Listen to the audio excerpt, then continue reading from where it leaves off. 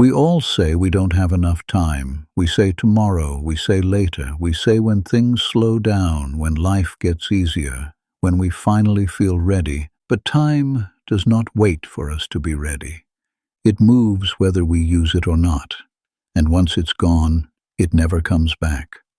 So ask yourself, are you spending your time, or are you just letting it slip away? There was once a young man named Theo who lived in a village where nothing ever seemed to change. The same roads, the same faces, the same slow rhythm of days blending into one another. Theo felt trapped by it all. So he did what many do when they feel stuck. He wasted time. He slept late. He wandered without purpose. He told himself he was waiting for something to happen. But deep down, he knew he was simply letting his life drift by. One afternoon, he passed the shop of an old clockmaker. The door was open. Inside, the walls were lined with clocks of every size and shape. Some ticked softly. Others stood silent, their hands frozen in place. The old man sat at a wooden table, bent over a small pocket watch. His hands moved slowly, carefully, as if each movement mattered. Theo stood in the doorway, watching. The clockmaker looked up and smiled. "Come in, boy. You look like someone with time to spare." Theo shrugged. "I have nothing but time." The old man nodded thoughtfully. "Then perhaps you can help me." He held up the pocket watch. "This clock has stopped. It no longer counts the hours, but it can be fixed if you are willing to try." Theo hesitated, then sat down. The clockmaker placed the watch in his hands. It was cold, heavy. The glass was cracked, and the hands had not moved in years. "Why does it matter?" Theo asked. "It's just a clock." The old man's eyes softened. "Because every moment it does not work is a moment lost. And time, once lost, never returns." Theo began to work. The clockmaker guided him patiently. "Remove this gear. Clean that spring. Tighten this screw." It was slow, precise work.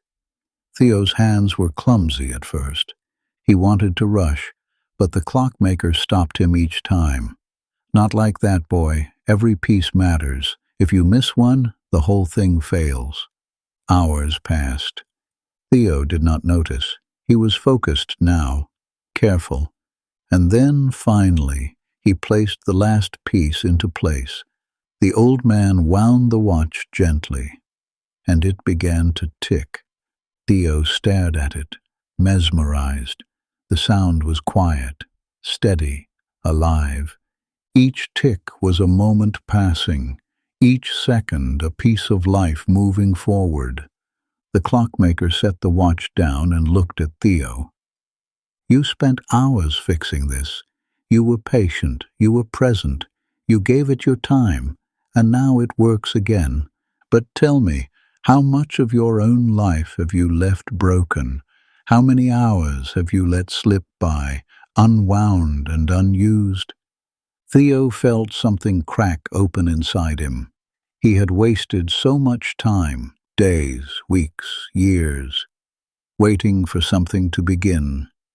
But time had already been moving, and he had not been paying attention. The old man placed a hand on his shoulder. "Time is not endless, boy. Every moment you waste is a moment you will never get back. But every moment you use, truly use, becomes something you can never lose. We think we have all the time in the world until we don't. We say we'll start tomorrow. We say we'll change next year. But tomorrow is not promised, and the life you keep putting off is the only one you have. Time does not wait. It does not pause. It does not forgive. But it also does not judge. Every moment is a gift. Every second is a choice. And the question is not whether you have enough time. The question is whether you are using the time you have. What are you waiting for? What dream have you left unwound? What life have you been too afraid to start? The clock is ticking. It always has been. The only question is, are you listening?